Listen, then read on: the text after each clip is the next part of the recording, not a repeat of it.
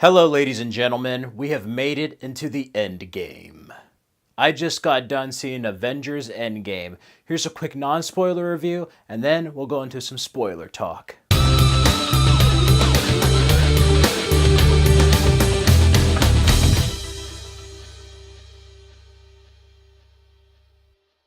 So the Endgame is finally upon us. We have a conclusion to the past 11 years of the MCU, 22 films, and it has all led to this moment. I loved Avengers Infinity War from last year. It's one of the best MCU films, one of the best superhero comic book films, with such a crazy ending. I haven't been that blown away by a cliffhanger since the end of Matrix Reloaded. And Thanos, yeah, Josh Brolin plays such a fantastic character, such a compelling character. You saw the villain's motivation, and I would have been happy with Thanos winning. But you know what? There is a consequence to that action, and we see the Avengers assemble once again to defeat this ultimate evil and to undo their failure from the last film. Overall, the main cast is great. I love seeing the original 6 Avengers back. You have Black Widow, Hawkeye's become Ronin. We have Captain America. He shaved the beard and he wants to go after Thanos. We have Rhodey. We have Rocket Raccoon, and then Tony Stark, Iron Man. Robert Downey Jr. does such a fantastic job here. And we have Chris Hemsworth as Thor, who's really feeling the weight of their past failures from the last film because he had a chance to kill Thanos, but he did not aim for the head. Meanwhile, we have Brie Larson as Captain Marvel. I have to admit, I'm not a big fan of the character in the comics, and some of the outside stuff outside of the film has turned me off. I didn't go see Captain Marvel, but just from the trailers alone and then seeing Endgame, the Russo brothers have brought a better version of Captain Marvel. She's not as arrogant, not as bratty. She's much more commanding. She's much more level-headed, so to speak. But she kind of has a glorified cameo, and even though I'm not a fan of this character and Brie Larson, it really was kind of a letdown for all the hype they were building from Captain Marvel. She's really only in the film for about 15 minutes. But I do love some of the humor there and some of the reactions the other team members have. Certain reactions that we, the audience, have had, you know. She says, now you have me to go after Thanos. And Rhodey's like, oh yeah, where the hell have you been in the past 20 years? Questions the audience asks themselves, and they address that right at the beginning. Another thing that I love is that the majority of the TV spots and trailers are just a little bit of the end, but mostly the first 20 minutes of the film. So that entire middle is unknown. And I'm kind of disappointed in a way because I was spoiled online on one of my YouTube videos. Somebody commented 2 days before the release of the film, the ending. So the ending was ruined by online spoilers, and that bummed me out because I think I would have enjoyed this movie much more. That being said, a spoiler ending doesn't ruin a good film, and this is a good film. It's a great film, as a matter of fact. Has certain issues with plot holes, certain deus ex machina situations, certain moments of humor, maybe too much. Some of the middle could have been cut down, but it's one of those 3-hour films that does not feel like 3 hours. It actually felt like it went by faster than Infinity War did. The visual effects are amazing. This is a modern epic, and I think for those who haven't seen it yet, if you watched these movies, whether you're a hardcore fan or not, your time watching these films the past decade will be paid off in an emotional and satisfying conclusion. I give Avengers Endgame a 5 out of 5 and an A. It really is more of a 4.5 out of 5. I still think Infinity War as a film is a bit stronger. There's certain issues I have with this film, but I give it a 5 out of 5 because this really isn't just a conclusion to the Infinity War film. It's not a conclusion to the Avengers. This is a conclusion to the MCU as we know it so far. The Infinity Saga, so to speak. So it's not like any other film. You know, this is like the last part, second half of a long 5.5-hour film, but it's really the last part of this comic arc. It has many moments that are like a comic book, certain moments of humor that are straight out of a comic book, but then how they play with time and characters feels very much like the conclusion of a comic book arc. And for that, I respect it. And we're not going to have a film series quite like this for a long time. So yeah, 5 out of 5 and an A. It does have its issues, but if you're emotionally invested in certain characters, you're going to be satisfied with this conclusion. It takes turns that you're not expecting, but at the same time, it pays off theories, and it has fan moments. It has moments of fan service. all around, it's a modern epic. And yeah, that's the Endgame. Feel free to like, comment, and subscribe, and comment down below. Are you excited to see Avengers Endgame? What's your favorite Marvel film? Now, if you don't want to be spoiled, if you haven't seen it yet, I'm going to go into some spoiler talk. Time for spoiler talk. Okay. Yeah, spoilers. This film was spoiled for me before, but Captain Marvel is only in it at limited time. And there's certain moments, even though I don't like the character, that I thought were applause-worthy. With her coming in, destroying the ship, and it's weird because in the theater I was in, the audience did not clap for her at once. They clapped for even Pepper Potts, they clapped for like Captain America, but with her, nobody clapped. Now my sister, her theater, everybody enjoyed it, clapped, and I'm like, that's good because there's at least one applause-worthy moment. It was just weird. So it's very weird in the forward progression of the film, but that being said, I like the dialogue and writing for her, but ultimately, she's just there to save Tony Stark right at the beginning. And I love the stuff they have at the beginning dealing with this character. It very much is the aftermath of Infinity War with that snap. And I love how everything is set up. The first 20 minutes of this movie are awesome. But it's not going to be the big, let's go after Thanos revenge film you're thinking of. No, they address that immediately. Thanos destroys the Infinity Stones. And of course, Thor aims for the head. That was an awesome, badass kind of Highlander moment. And they do something ballsy. They live with their grief and failure, and it jumps forward 5 years. And I love that because certain comic book arcs do that. But this is something unprecedented in films, especially comic book films. But it's crazy how one little rat caused Ant-Man to go out of the quantum realm. Of course, he is trapped in the quantum realm at the end of Ant-Man and the Wasp. And I love seeing him kind of like out of time, like what happened? It's like Marty McFly in the alternate 1985. Speaking of which, there's a lot of Back to the Future references. And they also kind of like poke fun at Back to the Future. And they're kind of smug about their level of time travel, which is responsible for most of the plot holes in this film. But I get to that later. Speaking of Back to the Future, Alan Silvestri, composer of those films, returns for the Avengers score, and I love the theme. So heroic. Moments of dread, moments of grief. I love seeing Black Widow and some of the leftover members handling stuff around the world. That opening with Hawkeye's family, you know it's coming.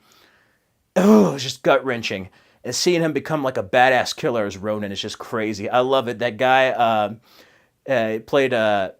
the son of the Silver Samurai and Wolverine. He played the kid in Revenge, which has Peggy Carter's niece. Yeah, Emily Van Camp. But I digress. I love seeing Fat Thor. Sure, he's made out to be a joke. He's not the Thor we know, but it's an interesting way to deal with grief and kind of a throwback to like him drinking beer in Thor 1. Except he's not in great shape. He's a fatty. He looks like a crazy ZZ Top hobo. But I love him having his long beard and hair. It makes him look more like Norse god, Norse mythology. Rocket Raccoon's great. Tony Stark having a family with Pepper Potts. Man, his daughter's so cute, and that was just emotional. He doesn't want to lose what he has. Ant-Man comes out, thinks that time travel is possible. So Tony Stark really has a lot on the line here, but he thinks about Peter Parker. And if there's a way for him to keep the past 5 years and to bring everybody back, whatever it takes. And that's where we get into time travel. Oh, before time travel, they introduced Professor Hulk. That's one area I thought I wasn't going to like, but I do. Of course, I wanted to have like a Berserker moment with like Hulk smash, like from Incredible Hulk. But we get the brains of Bruce Banner and the look of the Hulk, and I like it because at least he's Hulk. It's not like the first movie in Infinity War where he just can't Hulk out. You know, I kind of like this more intelligent side of the Hulk. It's a very interesting angle. And nobody wants to take a picture of Ant-Man. I love that. But then they get to time travel, and that's where it becomes the greatest hits and just kind of like a walk down memory lane the past 11 years with like Guardians of the Galaxy 1, going back to the Battle of New York with Avengers. That was really cool seeing the whole Hydra conspiracy thing of Robert Redford's character. Thor going to Thor the Dark World. That was a touching scene with his mother, Renee Russo, and I love what she says to him. She knows it's not past Thor, it's future Thor, and it's just like, you always fail if you try to be who you're supposed to be. And you have to accept who you are. And I love that theme there. It's really a theme for him to get over his grief and his failures as a hero. He feels like he failed instead of just like accepting who he is and the chance he has. I love the whole twist with Nebula. I like her stuff with Rhodey and how Thanos figures out that they're trying to get the Infinity Stones, which is cool. His character is kind of a little bit more two-dimensional. It's not as three-dimensional as it was in Infinity War, but I love it because it makes me think about that scene in Infinity War when he's just like, Stark, and he's like, you know who I am? And he tells Stark, I'm not the only one cursed with knowledge. And I was just like, did he figure out that that was Tony Stark from the hologram? How does that work? Before I continue, time travel, they talk about like the future being a person's past, and if they go and stay in the past and have a present timeline, it's going to have an alternate timeline, kind of like 1985 and an alternate 1985 from Back to the Future.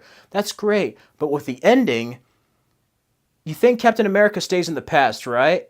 Well, theoretically, he should be in an alternate timeline, not the original timeline. So that's a plot hole, unless it goes back to his past with the Pym particles, and his past is the future timeline in timeline 1. So I don't know how that works, you know. And now that Loki has a terrorist act and is out, that's going to create problems in the future, whether in a Guardians of the Galaxy film or another Thor film in Phase 4. So I don't know. There's a lot of plot holes there caused by time travel. I really feel like they didn't think that one through. They tried to be smart. They were kind of smug on other movies that they said that were horseshit. But those movies had rules and at least abided by those rules. That being said, I love them hiding from their other selves. It's very much like Michael J. Fox's Marty McFly in Back to the Future 2 when he goes back to 1955. That was cool. Seeing stuff in an alternate angle, seeing stuff turn south, there is conflict. But the part with the time travel really slowed the film down. There's a lot of jokes, a lot of funny jokes, but it had a momentum going in the first half. The middle, I loved it. It went by fast, but it just felt like you could have trimmed it down a bit. The last hour is epic. The last hour of this film is what really saves Endgame and is the payoff.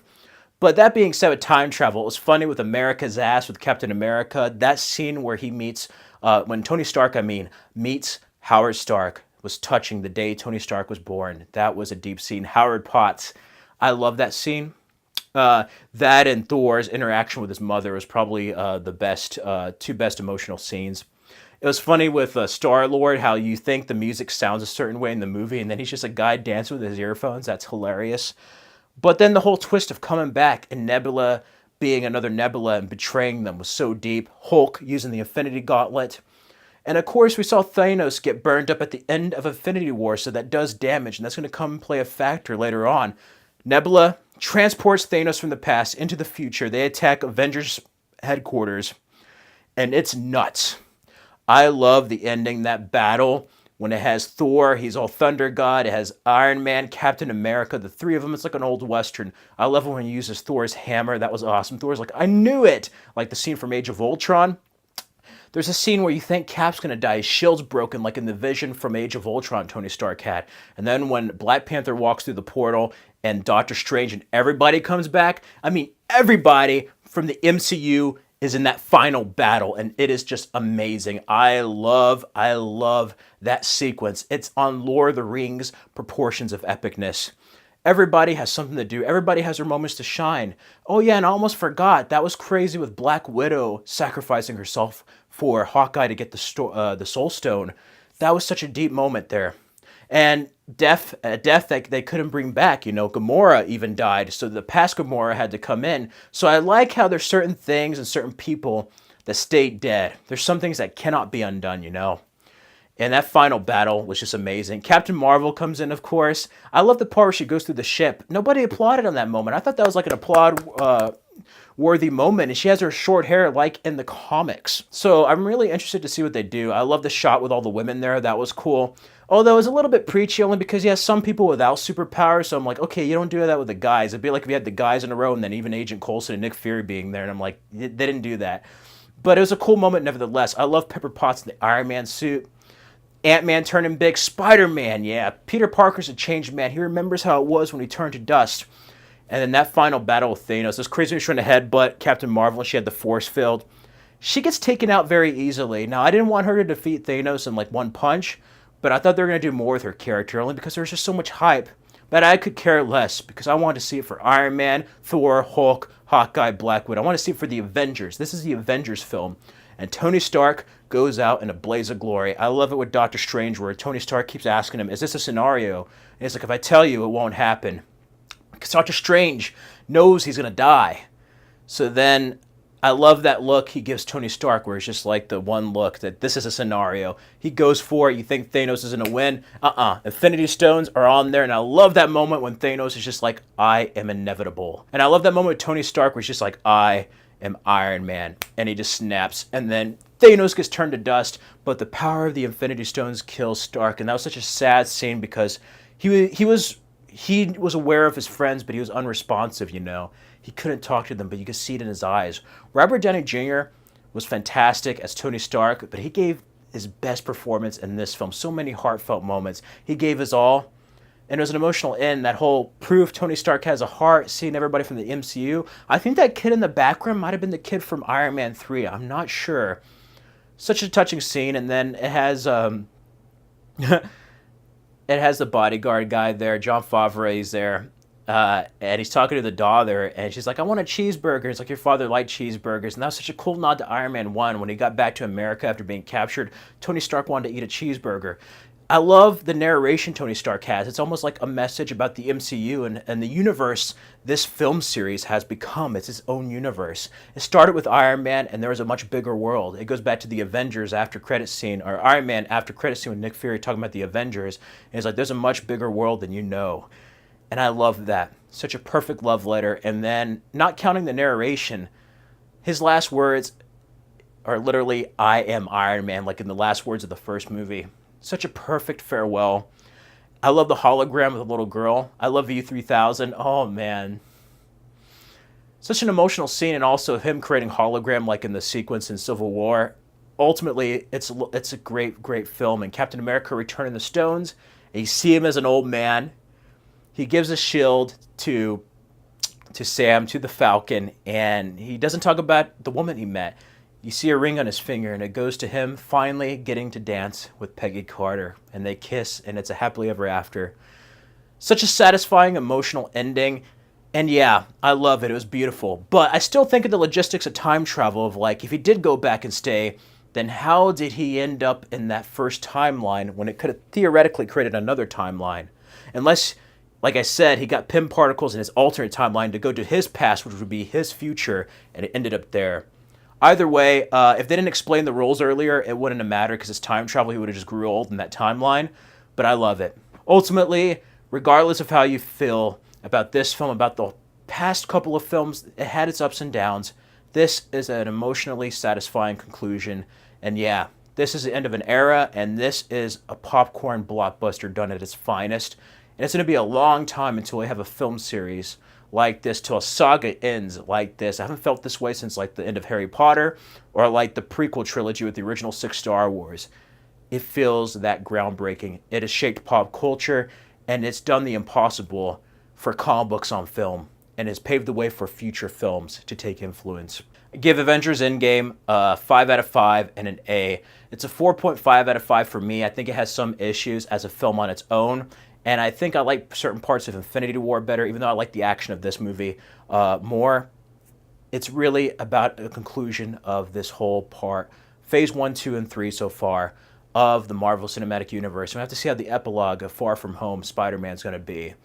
But yeah, it was a satisfying conclusion. And I mean, I can't wait to see what Marvel does next, but to be honest, I could care less about the other characters besides Spider-Man. I think this is going to be it for me. So this is where I'm going to leave, and I think they should leave the Avengers alone. Unless they have, like, the West Coast Avengers. That would be kind of cool if they can bring Vision back since he turned all gray to be, like, White Vision.